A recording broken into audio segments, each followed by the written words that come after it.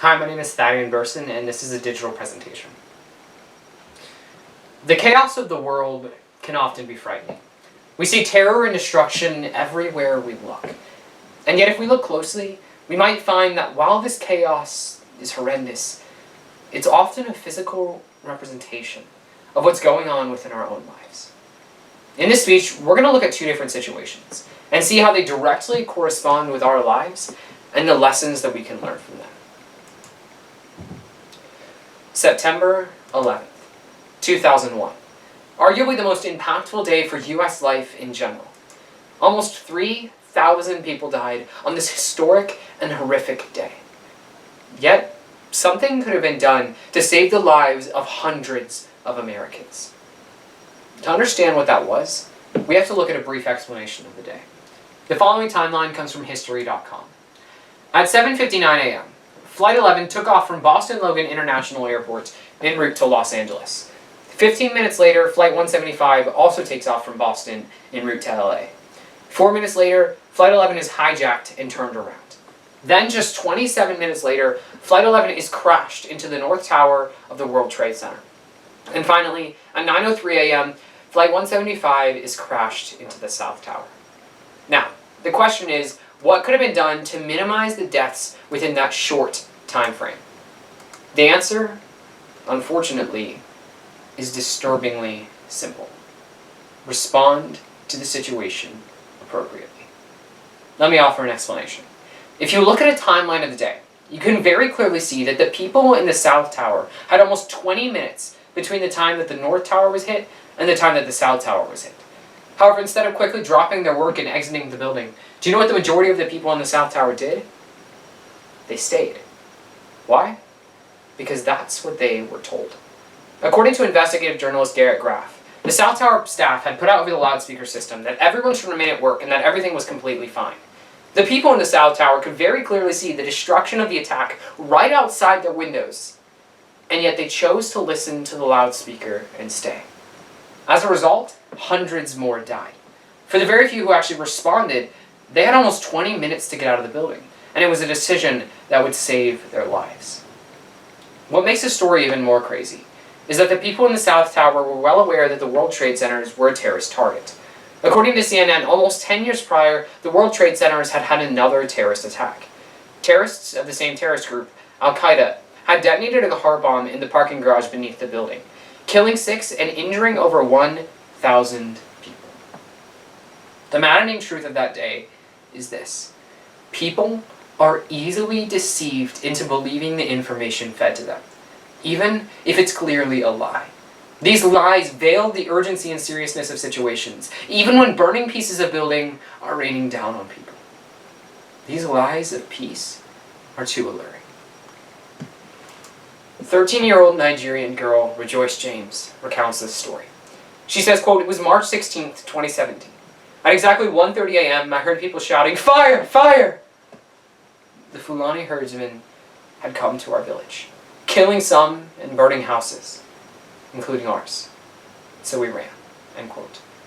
Rejoice goes on to explain how she and her family ran for 80 miles to another village, just to a couple days later be attacked again.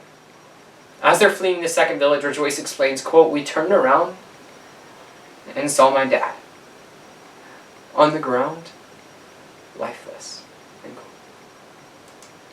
Unfortunately, Rejoice's story is just one of thousands of Nigerians who have been impacted by the terrorism of the Fulani in Nigeria. Now, when many people think about terrorism, they don't typically think of Nigeria, or Africa for that matter. They typically think of Middle Eastern countries like Iran, Pakistan, and Syria. However, according to the Global Terrorism Index, not only does Nigeria rank higher than Iran, Pakistan, and Syria, but it ranks third in the world for countries most impacted by terrorism. This ranking is largely the result of the Fulani herdsmen. But who are the Fulani herdsmen? The Fulani are an organized group of Fulani people who operate as a terrorist organization in the middle belt of Nigeria. And according to Amnesty International, in 2018 alone, the Fulani killed over 2,000 people. And their activity is only increasing. There are two things that permeate the stories of the Fulani attacks: their targeting of Christians and their excessive brutality. According to Open Doors USA, 88% of Fulani victims were Christians. They consistently target Christian villages and missionary establishments, and are driven by an extremist Islamic belief saying all must be converted to Islam or die. The second aspect of the Fulani attacks is their excessive brutality. The Fulani rush into villages and rape, murder, burn, and destroy. They have no mercy and no control. In fact, their attacks are so excessive and so brutal that they've been compared to those of the Rwandan genocide. The seismic insecurity and danger that the Fulani have caused throughout Nigeria has significantly impacted the entirety of Nigeria. It's impacted Nigeria's economy, Nigeria's lifestyle, and even gone on to impact larger nations like the United States. Despite this, neither the US government nor the Nigerian government has done anything to address this issue. These countries justify and explain away their inactivity by citing what the media has said. The media is saying that these attacks are just land feuds, religious disputes that will solve themselves, or the result of climate change. The media diminishes the urgency, the importance, and the critical nature of this terroristic reality. And then the world looks at this situation through this media-tinted lens and says everything is fine in Nigeria. This lens completely undermines the world's ability to act. Through the examples of 9/11 and the Fulani herdsmen, we can yield two vital lessons that lead us to ask two crucial questions. The first lesson is this: every human being is prone to be blinded by a sense of peace and a veil of lies in face of total destruction. The question this leads to is, what lies am I believing that are leading me to believe that I'm listening to lies of peace, while at the same moment watching others, or maybe even myself, head towards destruction? In essence, do we understand the eternal danger that those who do not know Christ are in? In the Bible, Christ is very clear. Destruction is coming. He says in Luke 12:49, I came to cast fire on the earth. He doesn't mix his words. Any sense of earthly peace that we feel about our life is dangerous and must be cut off. Our life is meant to be a fight. The people in the South Tower could clearly see the destruction of the North Tower right outside their windows, and yet their perception of that destruction was veiled by the lies that they were told. Their inability to see clearly cost them their lives.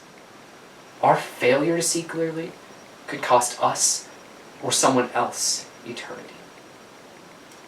The second lesson is this: the lies that we as Christians tend to harbor hinder our relationship with the Lord and our ability to serve Him. The international community sees the plight of the persecuted Nigerians, and yet holds to the lie that this is not terrorism and that it will work itself out in the end. These lies cripple the world's ability and compulsion to act. So the question this leads to is, what lies am I believing that are hindering my relationship with the Lord and my ability to serve Him? Understanding and applying these two lessons looks different for each person. For me, I think specifically of my 5 younger brothers. And at this point in time, I don't know which ones of them are saved. When I'm living in the flesh, listening to these lies of peace, day after day after day will go by, and I will refuse to speak the gospel to them. When these lies confront me, I forget the reality of the eternal danger that my brothers are in. And I refuse, neglect to speak the truth. Think about the people in your life. Are you continually preaching the word that Christ has commanded in an understanding of the eternal danger that we live in? Or are you blindly walking through life, ignoring the constant terroristic attacks and burning pieces of building coming around you? If we listen to these lies of peace, they cripple our ability to speak truth and to seek it ourselves. Fortunately, there is a hope for those of us who are in Christ Jesus. While Christ is serious about the reality of hell and destruction, He also desperately wants to save us from that.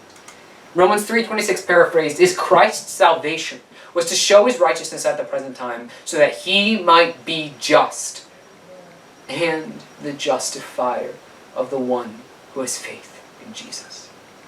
So while hell is more real than our present reality, and we must recognize that, Christ's grace is just as real. And we need to recognize that and live in that recognition also.